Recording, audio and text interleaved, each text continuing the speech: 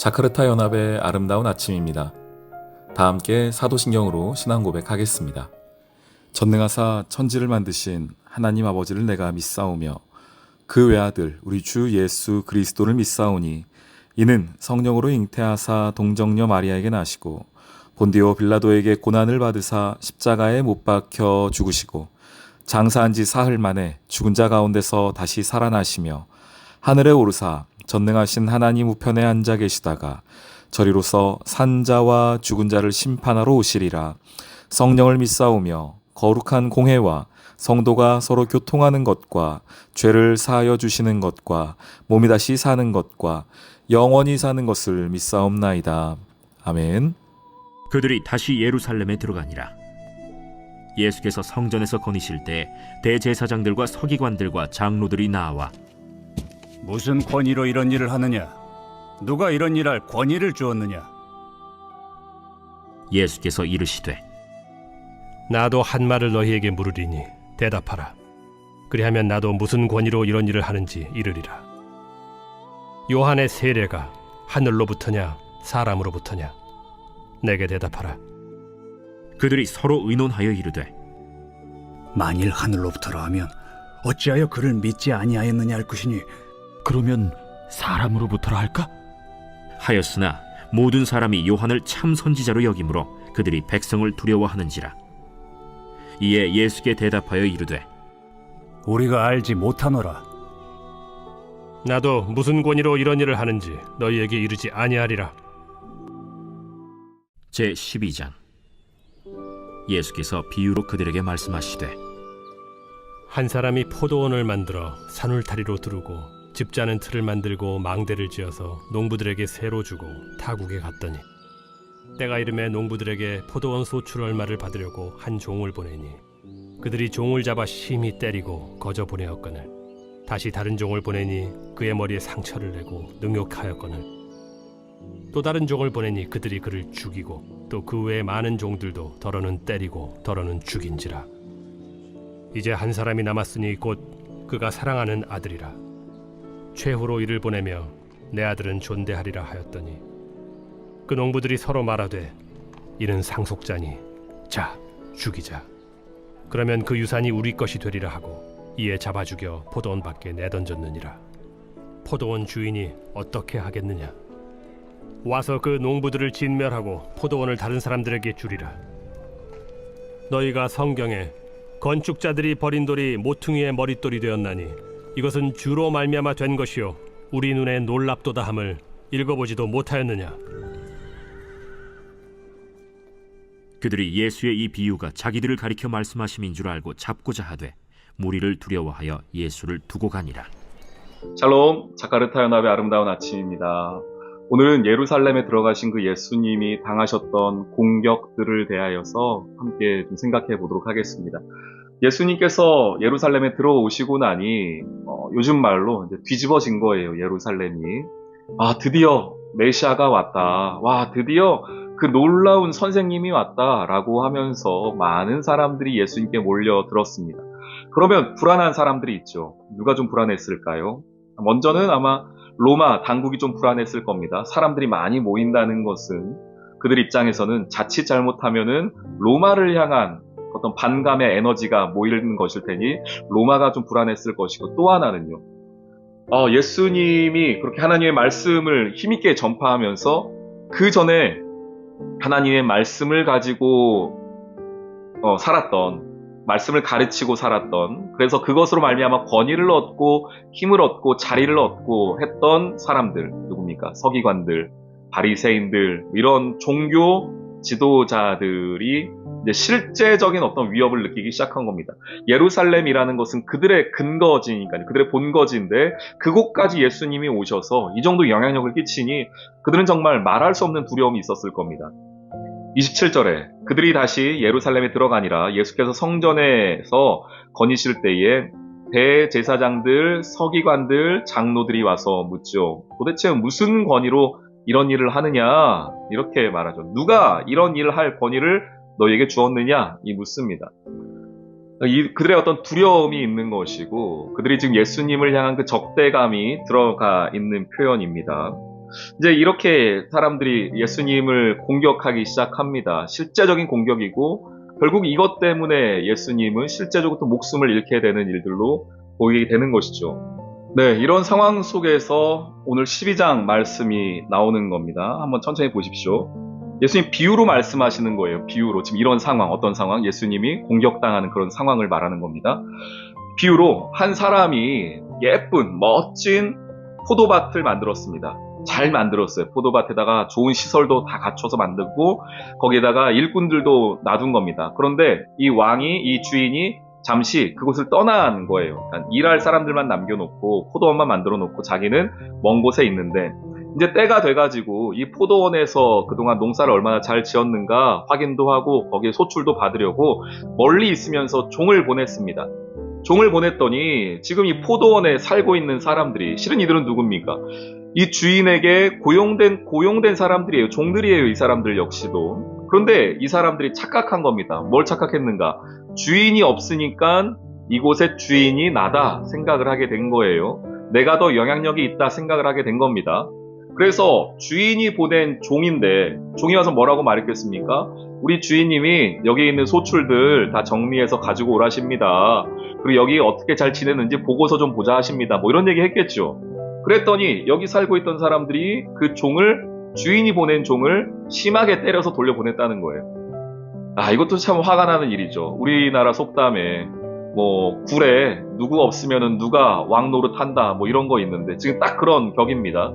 그랬더니 이 주인이 종을 여러 명 보냈는데 똑같이 그렇게 하는 거예요. 그러면은 이 사람들이 똑같은 종이니까 너도 종이고 나도 종인데 내가 네 말 왜 듣냐 뭐 이런 걸 테니까 그러면은 내가 종을 보내지 않고 내 아들을 보내야겠다라고 했다는 겁니다. 그리고 나서 그 아들을 보내요. 멀리서 그 주인이 아들을 보냈는데 보십시오. 7절에 그 농부들이 그 포도원 사람들이요 서로 말하되 이는 상속자니 자 죽이자 그러면 그 유산이 우리 것이 되리라 하고 이에 잡아 죽여 포도원 밖에 내 던졌느니라 하고 말씀합니다. 어떤 이야기인지 잘 아시겠죠? 이 포도원은 뭡니까? 이 땅 가운데 만들어 놓으신 하나님 나라 이스라엘. 그 이스라엘에서 하나님께서 영향력을 끼치고 주의 말씀을 잘 가르치라고 말했던 그 앞에 나왔던 대제사장, 서기관, 종교 지도자들이 그 앞에서 보니까 하나님께서 구약에 보면 선지자들을 다 보내죠. 그런데 그 선지자들이 와서 이게 하나님의 뜻입니다. 이게 하나님의 말씀입니다. 라고 얘기했는데 이들이 그 선지자들을 다 쫓아내요. 다 때려요. 죽이기도 하고요. 그래서 이제 예수님이 하나님께서 참고 참으시다가 그러면은 내가 이 나라에 대한 이 포도원에 대한 확실한 뜻을 전해야겠다라고 해서 그 아들을 보낸 것이죠. 그게 누굽니까? 예수 그리스도. 그분을 보내셨는데 왔더니 오히려 이 사람들이 오히려 잘됐다. 저 아들 죽이면 내가 아들 자리 상속자의 자리 얻지 않겠느냐라고 하여서 그 아들을 잡아 죽인다라는 이야기입니다. 사람이 얼마나 욕심이 생기면 또 죄에 눈이 멀면은 이렇게 되겠는가? 그 하나님의 아들을 알아보지 못하는가? 그리고 과연 그 포도밭의 진짜 주인이 자기인가? 지금 여기에서 예수님이 몇 개를 묻고 있는지 몰라요. 그런데 안타까운 게 뭡니까? 이 사람들이 그걸 전혀 못 알아듣죠. 여전히 내가 그곳에서 왕인 줄 압니다. 그곳에서 내가 주인인 줄 알아요. 주인의 진짜 아들이 왔는데도 잡아 죽이려고까지 할 정도이니 그들의 마음이 얼마나 완악하다는 이야기겠습니까? 10절 말씀에 건축자들이 버린 돌이 모퉁이의 머릿돌이 되었느니라 이렇게 말씀하시죠. 자 보세요. 버린 돌이에요. 근데 버린 돌이 모퉁이의 머릿돌이랍니다. 이 모퉁이의 가장 코너에 있는 머릿돌은 그 건물의 주축입니다. 가장 중요한 돌 중에 하나예요. 근데 건축자라는 사람들은 버려버린 거예요. 쓸모없다라는 겁니다. 저는 이걸 보면서 이 건축자들이 과연 진짜 건축자가 맞나? 건축자면은 돌을 제일 잘 보는 사람들이지 않겠습니까? 그런데 이 건축자들은 그 좋은 돌을 못 알아보고 버려버렸다는 겁니다. 그래서 제가 여기서 보는 것은 이 건축자들이 그 앞에 나오는 대제사장, 서기관, 장로들이라고 말하는 나름 뭐 종교 좀 안다, 율법 좀 안다, 말씀 좀 안다라고 말하던 그 사람들. 그런데 실제로 그 사람들은 정작 아는 것 하나도 없구나. 어떤 게 중요한 것인지 어떤 게 덜 중요한 건지 구별해낼 줄도 모르는구나. 그러니 가장 중요한 모퉁이돌, 머릿돌 되는 그것을 버려버리죠. 그런데 이거를 잘 생각해보면 저와 여러분에게 적용해도 크게 다르지 않은 걸 알게 됩니다. 우리 삶의 가장 중요한 가치는 무엇입니까? 여러분 삶의 가장 중요한 가치는 무엇인가요? 아니요, 반대로. 하나님이 가장 중요하다고 말씀하신, 성경에서 가장 중요하다고 말씀하신 가치는 무엇입니까? 내 삶의 가장 중요한 목표와 목적은 무엇입니까? 믿음? 엊그제 살펴봤던 섬김? 사랑? 이런 것들이겠죠. 이게 우리 삶이라는 집을 만드는 데에 가장 중요한 모퉁이의 기초석대입니다. 머릿돌 됩니다. 물론 예수 그리스도가 우리 삶의 머릿돌이지만 조금 더 구체적으로 생각해 보는 거예요. 그런데 이 머릿돌, 사랑, 믿음, 섬김 이런 것들이 가장 중요한 머릿돌인데 우리는 이것을 버려버린다는 거예요. 뭐라고 말하면서? 내가 내 삶의 전문가, 이 건축의 전문가다라고 말하면서. 그래서 말씀하시는 거예요. 건축가의 버린 돌이 알고 보니 가장 중요한 머릿돌이다라는 겁니다. 여러분, 우리 삶의 가장 중요한 머릿돌, 코너스톤, 모퉁이의 그 머릿돌을 잘 고를 수 있는 눈이 있기를 주님의 이름으로 축원합니다. 내가 정말 중요하다고 생각하는 것이 하나님이 보시기에도 중요한 일인가? 내가 가치 없다고 여기는 그 일과 그런 것들이 과연 하나님께서 보시기에도 그러한가? 물어봐야 돼요, 하나님한테.